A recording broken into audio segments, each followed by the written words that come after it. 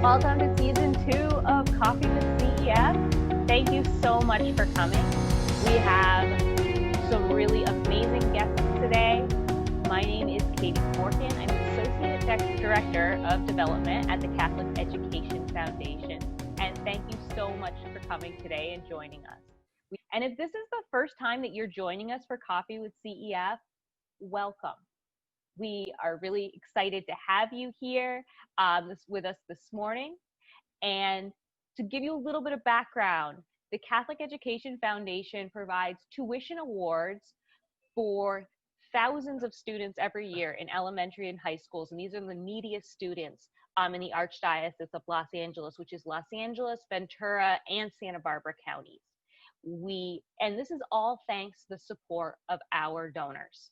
We are offering these virtual field trips to our schools and communities to showcase our creative and resilient administrators, teachers, students, and families. If you want to see more of our schools, you can watch the recordings from last season. There are 11 episodes, and those are on cefdn.org/coffee with CEF, the same place that you RSVP'd for this show. And you can RSVP for future shows there as well. And we will keep adding the dates throughout the season, which was going to last through the beginning of December. So for our first guest, I am very pleased to welcome back Paul Escala. He's the Senior Director and Superintendent of Catholic Schools, and he's going to share with us some news about our schools. Paul. Good morning. Thank you, Katie. Good morning, everyone. It's nice to be with you today. The school year is here, and it goes without saying. It's probably an overused statement, but it is a historic year. Not in the way that many people would like it to be. We are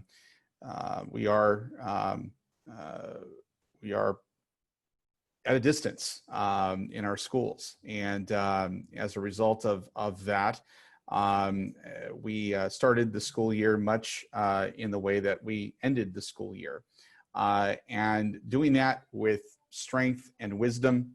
What we learned in the spring and applied that during the summer in planning across our many schools is an incredible reflection of the tenacity and resiliency of the leadership of our schools, our pastors, our principals, our presidents, all of our leadership, both in the administration, in the classroom, in our main offices, our custodians, our classified staff, everybody who volunteers, our parents, our students. This has really become another example of the resiliency and the strength of our Catholic school ministry. And so I want to recognize all of them that are here today on this call, all of them who are with us in spirit, all of our families, our students, and everyone who makes Catholic education possible, grandparents, aunts, uncles, brothers and sisters who are helping their siblings with distance learning every day. These are extraordinary times. Before I got on this call, I had a principal reach out to me this morning in Sierra Madre, who asked if she would be able to allow some students who are being evacuated from their homes due to the fires to come and do their distance learning at school. And the answer is yes. This is a moment where our schools are more than schools. They are homes, they're church, they're playgrounds, they are places for refuge during these very difficult times. And while we cannot be in a situation where we are in person yet, we have created a community virtually where we continue to minister to our families. On that note, I want to just, I want to recognize all of our families who are, in addition to this pandemic, dealing with the consequences of this natural disaster and the fires that are raging through Southern California, and all of our families who are continuing to make the commitment, the sacrifices necessary to put their child's education first in spite of the challenges that they may be dealing with economically during this crisis. The consequences of this crisis are real. Many of you who are leading our schools are feeling it every day. We left the last school year on a trajectory towards returning in person, and there was an incredible amount of excitement and preparation. Over the summer, all of our schools have been working on their reopening plans. We issued guidance that really was coming in from the state, and we're all steaming towards this exciting moment to return. In mid-July, we were informed by the state of California that there was a new system in place to determine how students would return to school, among other sectors. And as a result of this new system, it became clear that the counties that we operate our schools and our ministries in were not going to make that particular metric for reopening. And so we had to go back to the drawing board, so to speak. And again, as a testament to all of our school ministers, really recalibrated their plans for a distance environment. This again shows the adaptability, the ability of resiliency during very difficult times. As a result of that, many of our schools saw families decide to opt out and not stay with our schools, but many more stayed. And I think it's important that we recognize that while our schools continue to face challenges with respect to enrollment and distance learning, we have many families who are with us, who have stuck with us because they understand the Catholic school difference. They know that our schools are much, much more than what you would describe as a traditional school in the public setting. We provide so much more, and moreover, we demonstrate why Catholic schools matter to families, to children. And as a result of CEF and the result of so many different benefactors over the summer, we've managed to raise funds above and beyond to help target support to schools that needed it the most. In addition to PPP loans that were secured in the spring, additional supports were provided through gifts to ensure that schools could continue to operate. We provided $100,000 in PPE equipment. We also worked with the state of California, and we're still in the process of distributing PPE from the state to our schools.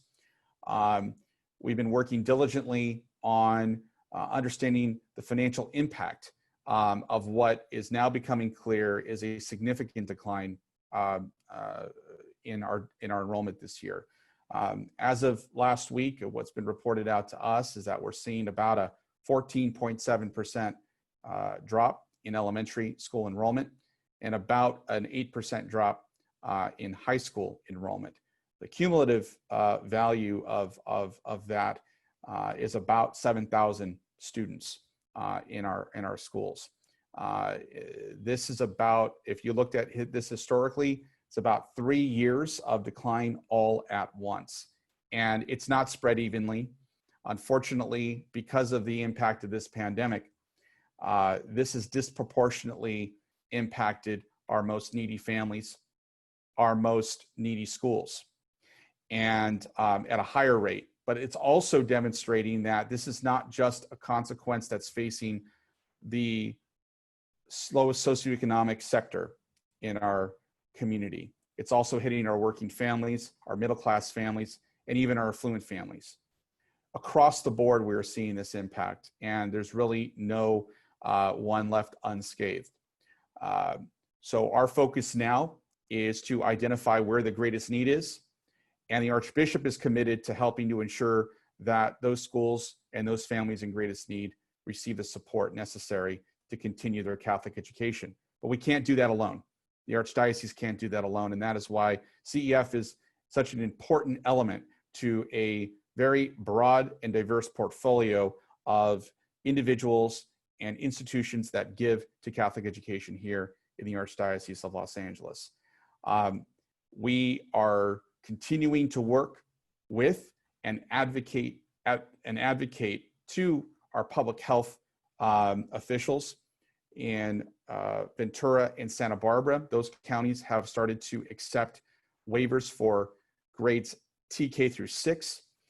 We have a number of waiver applications out in those counties already, and it is our prayer that in those counties, those schools that are applying do receive acceptance of those waivers and will be able to return to in-person instruction safely in the coming weeks.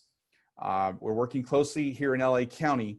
It has been a steeper climb here in LA given the impact of the pandemic and just the sheer number of cases, all of which are coming down. And the good news is that those numbers are coming down. However, the county still has not allowed for elementary school waivers to be accepted here.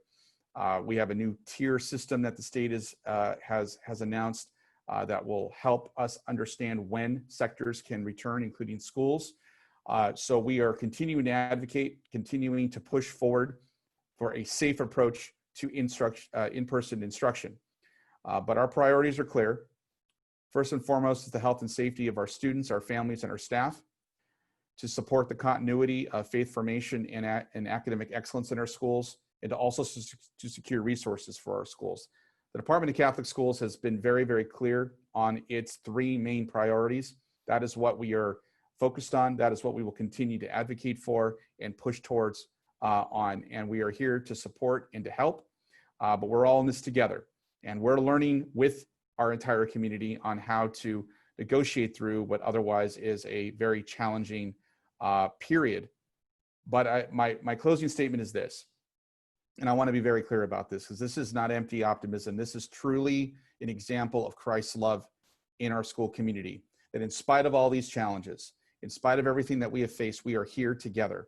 We are talking about the power of Catholic education. We're talking to 2 leaders who lead a school, a family of schools, elementary and high school, who are pushing through and making it possible to ensure that every child who wants a Catholic education gets it at St. Genevieve School and High School. So I want to thank Vincent and Dan and their entire team for their tireless efforts to continue to push through and to make it possible for children in the San Fernando Valley to realize the power of a Catholic education. And while our numbers might be down, we are not out. And we are going to continue to persevere and push through, because this will end.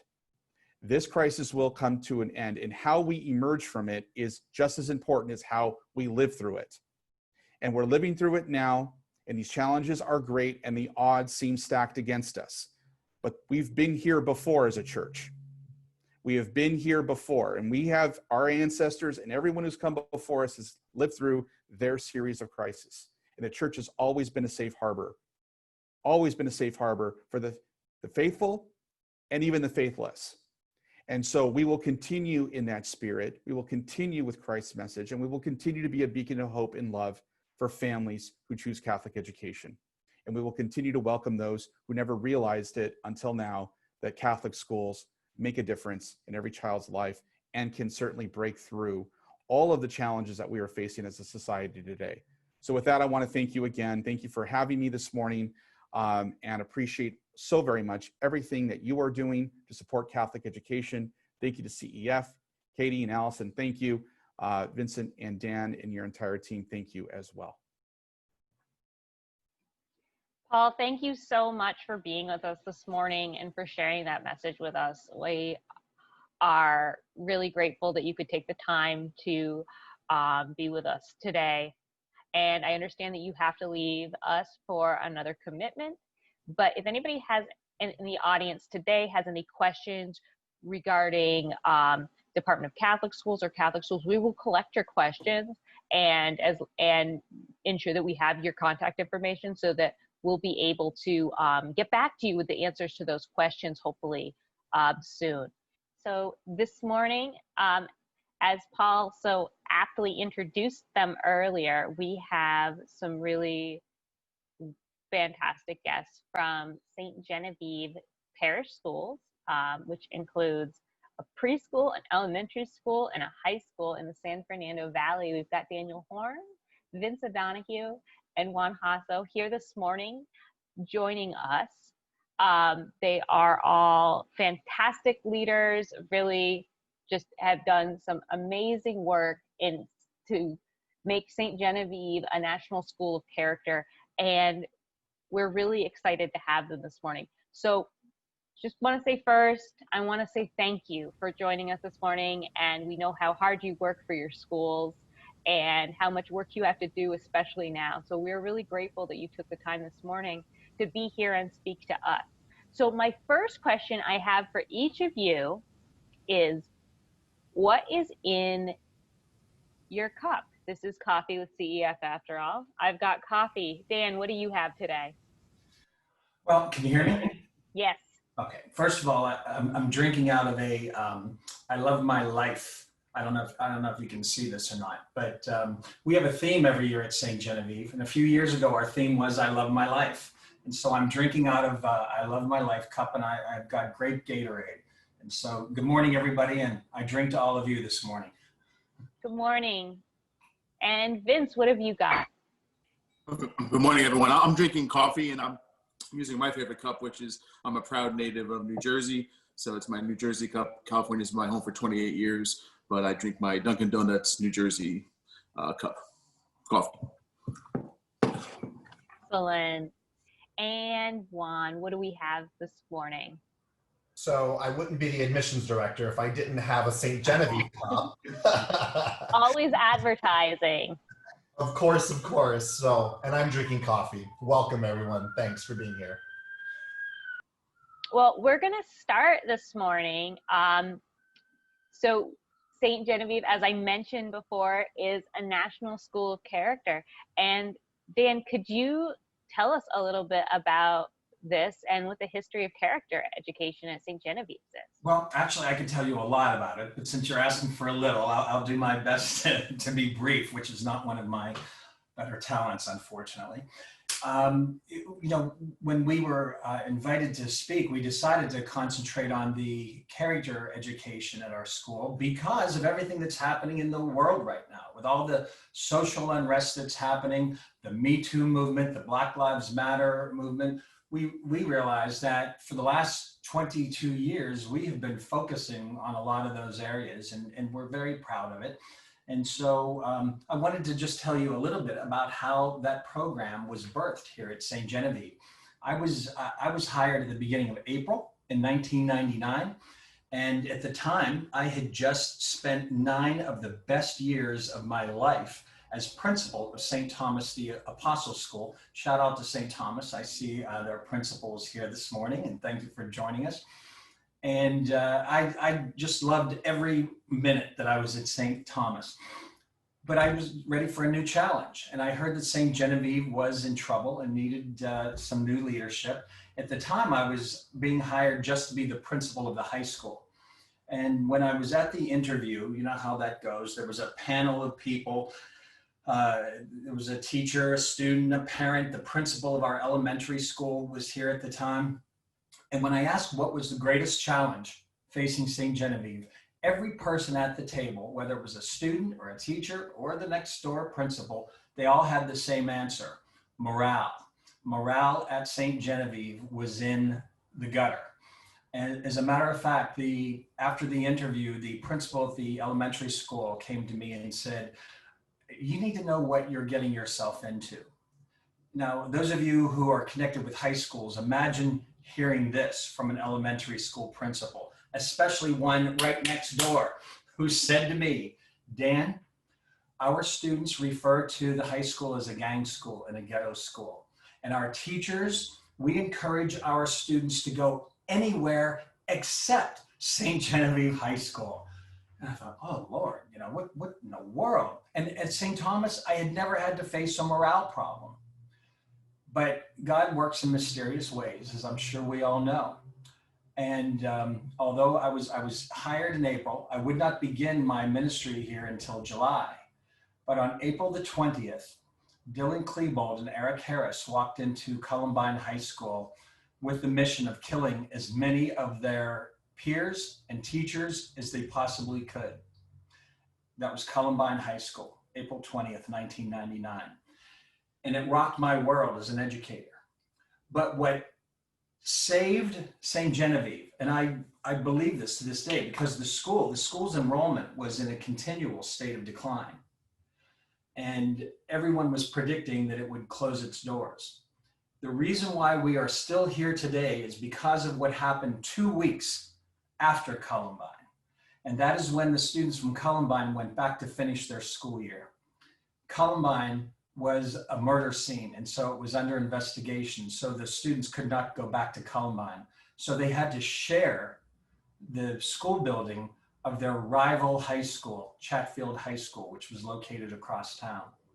And so I remember getting dressed to go to work one morning at St. Thomas, and the news anchor, I had the news on in the background, and the news anchor said, and the students from St. Genevieve went back to finish, or not St. Genevieve, from Columbine went back to finish their school year yesterday. And I froze in my tracks.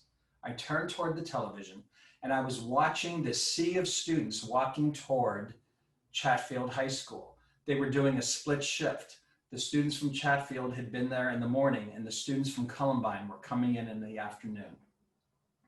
And as the sea of students was walking toward the school, for the first time since they had run in terror from Columbine High School, it's the first time they're walking into a school. They had been to funerals. They were gutted spiritually.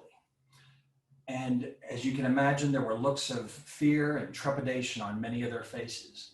But as they walked through the threshold of that building, their faces changed. Some of them began to smile, and you could tell that something had happened. And so I was actually shouting at the cameraman, it's like, turn, I want to see what they're seeing. And so finally the camera panned and turned. And ladies and gentlemen, it was as simple as this. And this is the moment that saved St. Genevieve.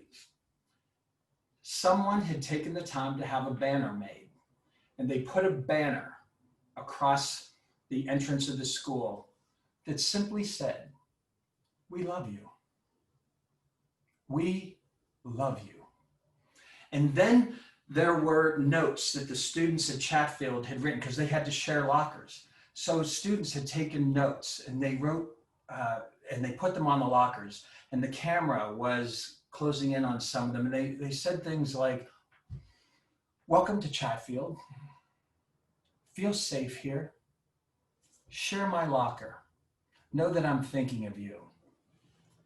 And I thought to myself, this is what is going to save St. Genevieve High School. We are going to become the school that we will not wait until tragedy strikes, because that's what we do. Either, I don't know whether it's an American thing or it's just a worldwide thing, but when tragedy strikes, we tend to find our best selves. We tend to be our best. We want to rush in and help. But on a day-to-day basis, we take life for granted. And I thought, we are going to be that school where we are going to encourage each other. We're going to create an environment. I didn't know how we were going to do it yet, but I knew the vision was we were going to create an environment where when I'm having a bad day and I'm not at my best, someone's going to lift me. And when I see a student or a teacher not being at their best, we're going to lift them. And that basically is how our character education program was born. So the very first week of school, we did not pick up a textbook. We spent the week in mini retreats.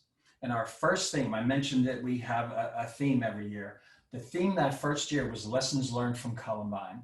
And one of the main lessons was what happened at Columbine can happen anywhere. But the more important lesson was, if we are at our best, we can prevent tragedy from sometimes happening. That was the birth.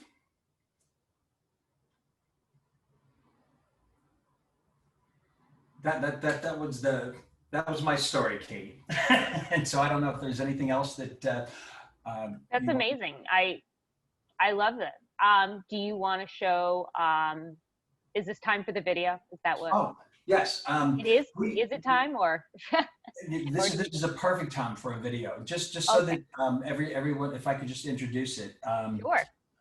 We just recently we put this together. Over the years, we've had a speaker series. As I said, I didn't know how we were going to teach for character, but I knew that we were going to do it. And so one of the things we did was we started a character education speaker series.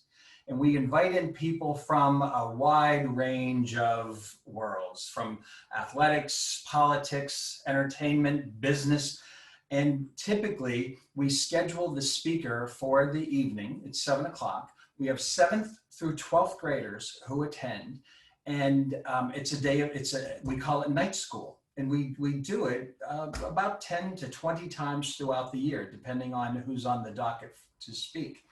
And the reason why we do it at night, it's our dream that we invite the parents to come in. Students will start school at about noon instead of 8 o'clock in the morning on those night school days.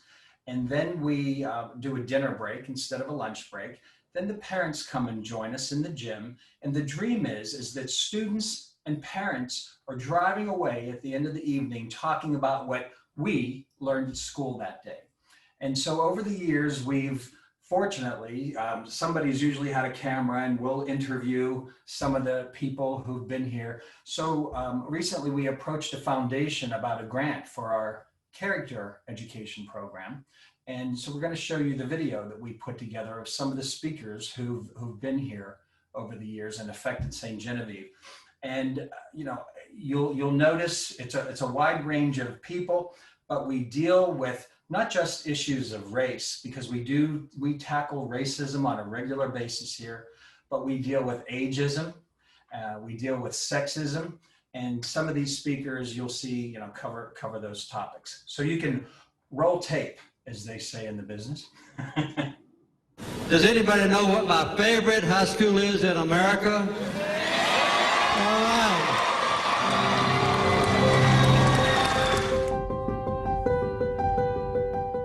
This place is great. The community came together like never before. I think there was more hugs than ever, and that's what it's about. Really a lot of good spirit, very kind and considerate and a respectful group. It really speaks to me when I see this kind of interaction with kids, that this is more than just a school, it's like a family. The camaraderie, the sense of community, the sense of focus, the courtesy, the kindness, and the demeanor. So the word valiant really applies. There's a lot of valor at this school. If we could duplicate this culture and this environment in our public school system, we would solve probably the single greatest problem in society today. This is Michael Josephson for the Josephson Institute of Ethics. Just a few years ago, St. Genevieve High School in Panorama City, California, St. Jen's as it's affectionately known, was on the brink of extinction due to shrinking enrollments and a reputation as a low-achieving school with lots of behavior problems. Now, it's without doubt one of the most innovative, dynamic, and successful schools in the nation. It was put on the road to its renaissance by Dan Horn, an extraordinary leader who came to the job with a vision of a safe and affirming school environment that nurtures academic ambition and achievement, social responsibility, and personal virtues like respect, responsibility, and kindness. 4 times a year, the school converts to an afternoon-evening schedule to assure that parents and students can attend special events with outside speakers. It's brilliant. When I spoke there, my audience consisted of all 500 students and hundreds of parents who were engaged at a level I haven't seen elsewhere. You know, we have some great speakers, guest speakers that come and speak during our character formation days. One of the most terrific speakers I think we've had back in 2001 was TJ Lydon, a former white supremacist. And we had TJ come in because we had been experiencing some segregation, and I don't want to call it racism, but definitely some separations of the races on our campus. And at that time, our girls' dance team was predominantly Filipino. Our cheerleading team, predominantly Latina. And they didn't mix. And we thought, what a great way, what a great day of education to bring in someone who was a former white supremacist, but has turned his life around working with the Simon Wiesenthal Museum of Tolerance. And his speech, you talk about education, what a great day that was of education. As a young black man in America that's been subject to racial profiling and police brutality and everything and such, how do you think, what is the most effective way for me and other young people to help stop that? Is that by resenting those things that are wrong, and that if people are being mistreated, then you are to let the powers that be know that we resent it, right? And why we resent it.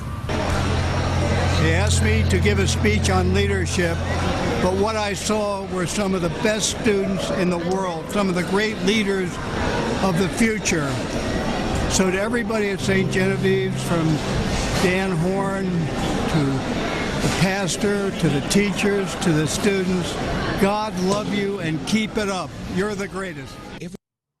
That was amazing. I'm going to make sure that we distribute this video to everybody, but I wanted to make sure we have time for the rest of our presentation today. But I have to say, it's incredible. So everybody should take the time to watch the video afterwards. It's really impressive, really incredible.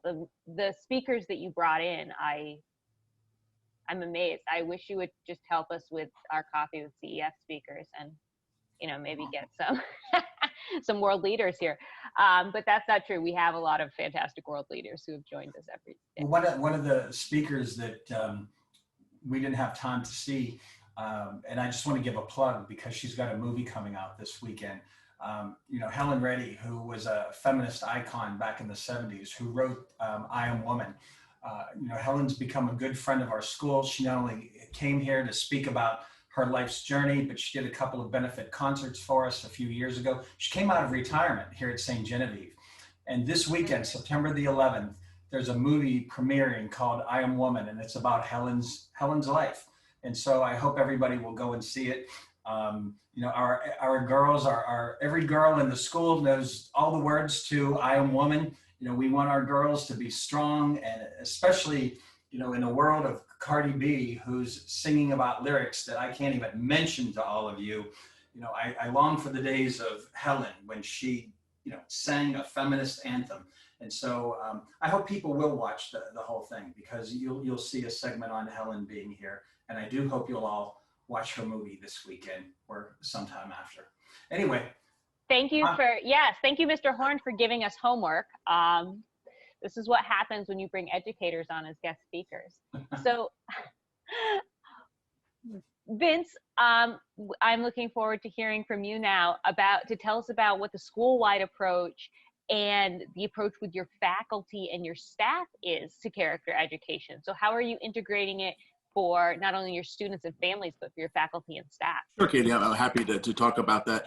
You know, one of the things we talk about across the board is the culture of St. Genevieve, as Dan was talking about, is critical to who we are. You know, there's a book by the author David Brooks called The Road to Character, written in 2015. And in the book, Brooks, who's a New York Times writer, a prolific writer, he talks about the eulogy values versus the resume values. And he talks about that our education system is certainly oriented around the resume virtues, but the eulogy virtues, the things that are said when we go on to the next world, are the ones that are important. Things like honesty and being kind and brave and faithful. And I think at St. Genevieve, we really work hard to kind of talk about that idea that Brooks lays out in his book, The Road to Character, the eulogy values, the students to be good people and live a good and moral life. And as Catholic schools, obviously we do that, but we're very deliberate at St. Genevieve. So the way we do that across the board, we're a preschool through 12th grade. So in the 7th through 12th grade, Dan talked about the character education speaker series that we do, which is really unique, bringing in. We also invite, you know, I'm an elementary school parent. I have 3 daughters in our elementary school at St. Jen's. So our elementary school parents, although their children may not come to the night school event, the parents across the board are invited to hear these great speakers and be challenged and be inspired. 7th through 12th grade, we also do something called family homerooms. So we put students 7th through 12th grade in family homerooms, and led by senior leaders, and they deal with some of these character education topics. They work together. Every year we do a trip. This year is the exception because of COVID, to the Hollywood Bowl. We take over 700 students plus about 100 faculty and staff, and we teach them the value of going out in public and how to be a good audience and how to experience a concert, but it's led by the senior leaders in family homeroom. We do a program called Making You Think that Dan moderates, along with some student panelists and a few faculty panelists. It's kind of taken off of the idea of hot topics on The View. And we throw out topics, moral topics, and let students listen to the panel talk about it. And then in their family homerooms, they break it down and talk about their values. At the elementary level, it's real basic at the beginning. I have elementary school daughters. The ideas of the 6 pillars of character, what that looks like, how to be trustworthy, respectful, responsible, fair, caring, and good citizens. And then we also have encounters. So there are 2 pictures I wanted to share. We bring speakers in even for our elementary school students. They can't come to the night school, right? A little tough for a kindergartner or a first grader to stay up that late. But we do have a few speakers. One of them is Chris Cook. And there's a picture of Chris speaking to our students. I think Katie might have that to show. And Chris is a motivational speaker. He was born without arms and legs, but his whole mission is to go out and talk to young people about this idea that they can. His program is called If I Can. If Chris can overcome these obstacles, and there's Chris speaking to our elementary school students, and you see him on a skateboard, and he comes skateboarding in and is able to do all the things that the students can do, and they see a person who was born without arms and legs but has great abilities. His abilities is what he talks about, all the things he can do. Another one is Pilar Lauden, and there's a picture of Pilar with some of our students. It's actually one of my daughter's classes. And Pilar is she came out with her husband, Reverend Tony Lauden. Tony Lauden is the pastor at Maranatha Baptist Church in Plains, Georgia, home of President and Mrs. Carter, and where they go to church. And Tony's become a friend of our school, and he came out to speak, but he brought his wife along with him and his daughter. And his wife is a professional dancer and a member of the International Association of Blacks in Dance, and she serves in the Generation Leadership Program. There's a picture of Pilar, I think, that you might be able to share, Katie. And she talks to her elementary students about loving who they are, about respecting their own culture, who they are, be proud of who they are and their culture, and also taught them a traditional West African dance. And there's a beautiful picture of Pilar with our students. So these are opportunities for us to do that. Finally, we put into action, many of our work. We have a special relationship with the the Diocese of Tambora, Yambio in South Sudan. And it's a long story, won't be able to tell you the whole thing, but we developed a relationship with them many years ago when the bishop from Tambora came out. And he identified a great need he had was to build a school for girls in his African country. And our school community has rallied to the cause, and over the past 6 years has raised over $72,000. And we built a school in South Sudan. And the bishop in South Sudan, Eduardo Kusala, in our honor, named the school St. Genevieve Girls Academy. It's an all-girls school because a lot of the girls don't get to go to school. And that's character in action, an opportunity for them, the families, the students, the faculty and staff to sacrifice. And we keep in touch, and every year we send money to help run that school. Finally, we have faculty and staff retreats that we do every year. I think all of us do retreats. We're Catholics, pretty typical thing. But at St. Genevieve, Dan does something particularly special, and that is the faculty and staff, about 80 to 85 of us every year, we take a week away from school and away from our families. And we go and retreat. It's not just an overnight retreat or an 8 to 4, but it's a retreat where we go as a community, 85 of us, and we have gone to such places as Pismo Beach. We've gone to Plains, Georgia, where we've had President Mrs. Carter join us in the retreats. And we spend that time away from each other so that we can live out our character education program as faculty and staff. We grow stronger. We communicate with each other. We show that we can be together in prayer and reflection and play and dinner and fun times together. And that leads to an opportunity for us as a faculty and staff to live out our character education program, to be people that can work together, can deal with difficulties and disagreements, which happen all the time on faculty and staff, but do so in a way that can be respectful and do so in a way that we can grow and live out our mission. So that's really the school-wide culture at St. Genevieve that we have. And that's just my explanation about that. Thanks, Vince. So back to you, Katie. Thank you. And, we also have Juan Jasso, who is the Director of Admissions at St. Genevieve, which is for both the elementary school and the high school, and maybe the preschool too. You can correct me if I'm wrong. But I wanted to ask you, Juan, so how does all of this character education, how does this connect to admissions? And what is this like for you to work in? So I guess I want to start with a little bit of history. Like Dan said, the elementary school, the high school were very separate. So I was initially hired to be the director of admissions for the high school. Now, keep in mind, St. John's Elementary is a double grade school with an average at the time about 70, 80 eighth graders graduating from St. John's Elementary. And I just want to put things in perspective. Keep in mind, as Dan mentioned, is there was a gate that separates the elementary school from the high school, and that gate was referred to as the Iron Gate. Again, the principal told Dan that we encouraged our 8th graders to go to anywhere but St. Genevieve. So that was one of the obstacles that the high school, one of the many obstacles that the high school was facing. But as Vince said, and I'm going to quote Vince, is we were very deliberate. In other words, St. Genevieve High School was very deliberate in creating this school culture. And I believe that it starts from the top down, right? So I want to talk about the results of the faculty and staff retreat, kind of how that goes into admissions, creating school culture. So imagine the whole faculty and staff going on retreat, 80 of us, and whether it's your sharing sessions in Pismo Beach, or sitting next to a new teacher, or for example, the receptionist during dinner, and maybe sharing moments that you wouldn't share just passing the hallway or in the copy room.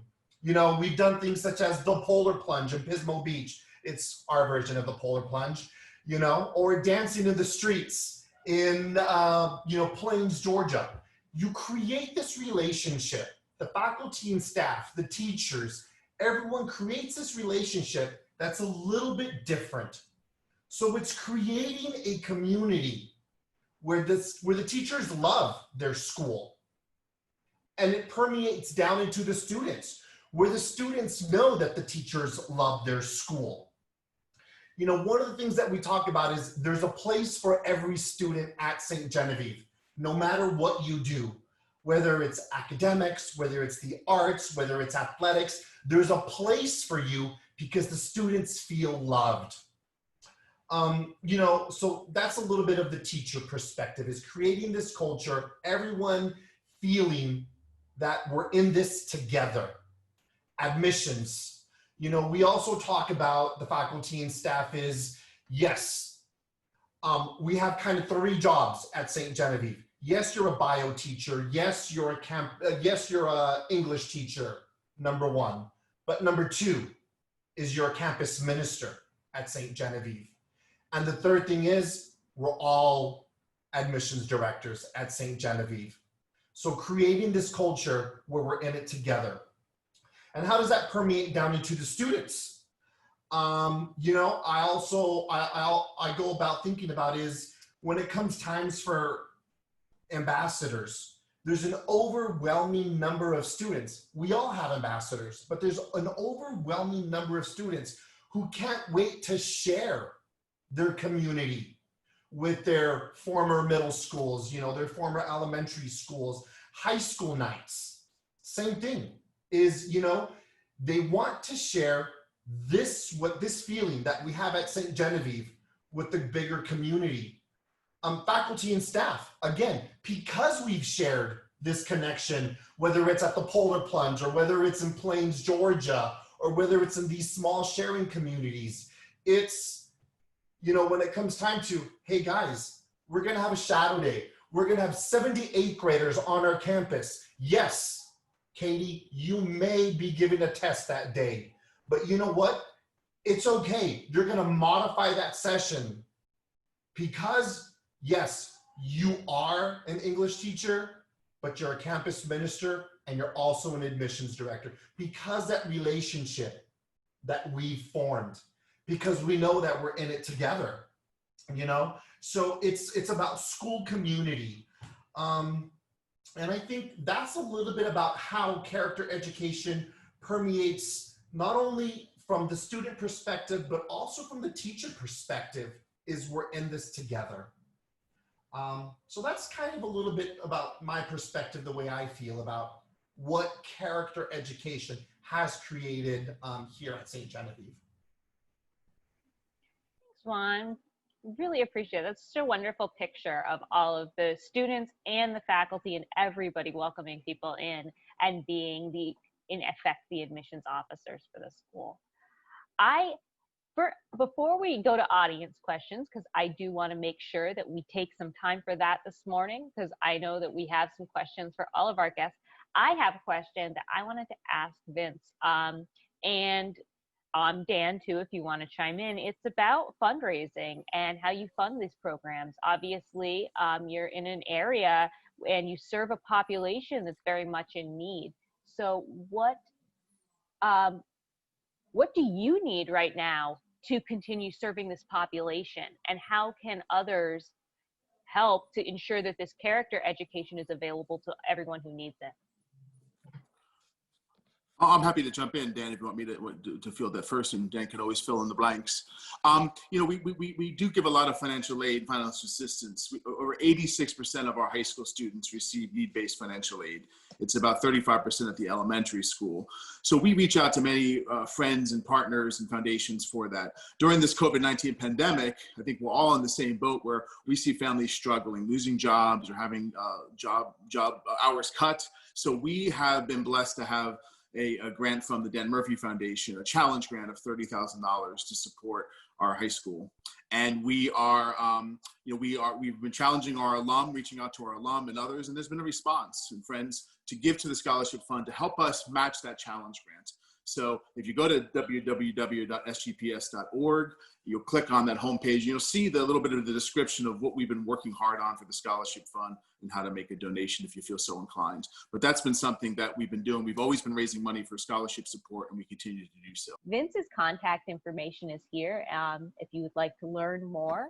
And there is a donate button on their website at sgps.org. Congratulations on obtaining that challenge grant from the Dan Murphy Foundation. And of course, we wish you the best of luck in fulfilling that challenge. And I really invite anybody who is able to help in any small way to give to St. Genevieve Parish Schools. So we have a couple other questions for our speakers. I know Paul couldn't be with us today. Scott Higdon is here from the Department of Catholic Schools as a guest, and he has said that he is willing to answer questions if he is able. Hi, Scott. Scott was a guest last season. He works in marketing and enrollment for the Department of Catholic Schools.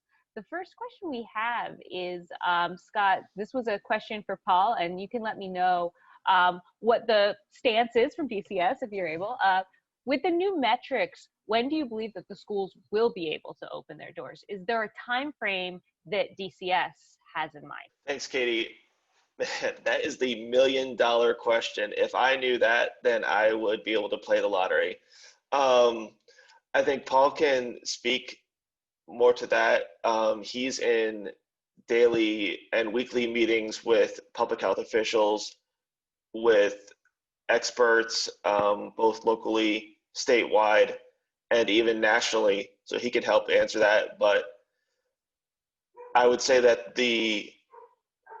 our schools will open when it's, number one, safe, and number two, when we are allowed to. And so, and each school is ultimately going to have to make that call for itself because of the local control of each school. So I can't say across the board that there'll be a definitive date, but I will say that each school will follow Archdiocese guidelines, will follow public guidelines, and they will open when it's safe and when it's best for our students. And hopefully that's soon. That might be earlier than the public schools in each local area. It might not be. It might be at the same time, probably not later. But it's really tough to say. In each area, each school district is different. So that's a long-winded answer to say. I don't know, but I'm hoping for the best, hoping for the numbers to go down. Everyone does their small part, and we can get back to being in school with the members of our community that we love to be with. Thanks, Scott. Appreciate your stepping in for that. So I have a question for Dan or Vince, who wants to chime in. What percentage of your students at St. Jen's receive CEF? We have about 200 students who at the high school who are receiving CEF. So again, we do have a large percentage of students. Aside from CEF, we additionally have to subsidize most of the students that do receive CEF. So CEF and additional subsidies in order for them to receive and to continue their Catholic education. Thank you for that. Vince, just quick question for you. What was the name of the book you mentioned? Oh, the name of the book, the David Brooks book, is a good read, by the way, is The Road to Character. The Road to Character? Okay. Yes. By David Thank Brooks. you. We also have another question. Are you still doing the night masses and the speakers at St. Genevieve? Are you planning to do them this year? And if so, how are you going to organize those? We don't know. One of the things, talking about funding, typically we have a budget for character education because it is a priority. And so, sometimes we're bringing, people in from different parts of the country to speak. Last year, because of cutbacks, we had to find people who came in who didn't charge anything. So even though we had to cut the budget, we still were able to successfully offer the speaker series. This year with COVID, I don't know. And it's probably one of the hardest times. This is my 31st year of being a principal. This is one of the hardest times. And I'm sure, the pandemic is hitting everybody. But as far as the things that make our school really special, we're just swinging and missing. And, we have to wait to see whether we're going to be able to come back at all. And if we do, then we'll figure out how and if we're going to be able to do it. We did have, a week ago, we had our first episode of Making You Think, which is the show that Vince talked about, and we did it virtually. We did have the students, the show where we discuss the hot topics. We usually have several students and a couple of teachers on the panel. We did invite them to come here so that we were all in the same room together, but everybody was watching from their home rooms, and we did it virtually. And it's definitely not the same, but we're still trying to capture some of that magic. Well, thank you for answering that question. We're just about out of time this morning, so thank you again, everybody, for coming to our season premiere. I do want to just draw your attention to the need again. I mean, Paul really was very clear in outlining how in need our schools are. And obviously you can hear from Dan and Vince and Juan that these schools are providing an incredible service to our students and families, not only with quality academics, but with this character education. And I think that is the difference. That is definitely the difference at St. Genevieve. And it is definitely the difference in our Catholic schools, that our students are offered a value-based education. And at CEF and at the Archdiocese of Los Angeles, we feel it is our obligation to be able to provide a Catholic school education to anyone who wants to enroll their children in Catholic schools. And through financial aid, through support, and through these wraparound services that our friends from St. Genevieve's and all the other schools have spoken about, we are able to offer this to students who are very, very needy. I just want to say, and I'm sure I speak for every person out there who's at a school, that we are so grateful to CEF. And I want everybody listening, and if there's anybody that is able to help CEF, our school, and I know that many of us would not be here if it were not for CEF. We could not keep our doors open. We receive that much support. And so I just want to thank everybody who works at CEF. Anybody out there who contributes to CEF, we thank you. And I also want to tell you, Katie, I think maybe you missed your calling. Drew Barrymore started her own show this week. It should have been you. You're doing a great job. Drew Barrymore doesn't get to interview leaders at Catholic schools and institutions. or maybe she might, but I get to do it every week. So thank you for being here, and thank you for sharing so much about your school and being with us today, and know how busy you are. And thank you to all of you who do support CEF.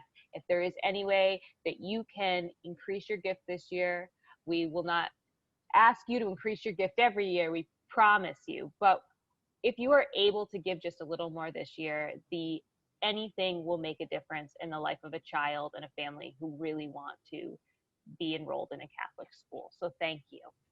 We will be back next week with Adrian Cuevas and Vanessa Rivera, our friends from St. Thomas the Apostle Elementary School, which was mentioned before. Dan and Vince both hail from St. Thomas the Apostle. So we are really glad that we get to follow up your presentation with St. Thomas.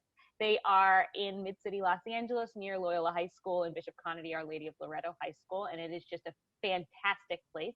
And also Eric Rubalcaba, who is from St. Pius Matthias Academy, which is a high school, and he's actually going to be joining us at CEF, not at CEF, but at the Archdiocese through the Department of Catholic Schools, but so he can give his perspective as a leader of a high school as well. And that high school is in Downey, Downey. So you can RSVP the same way you got here, cefdn.org/coffeewithcef. And we have some other episodes up on our website that you are welcome to RSVP to as well. And I hope to see you next week. Thank you so much for coming. And thank you to our guest speakers and everyone who asked questions. Bye-bye.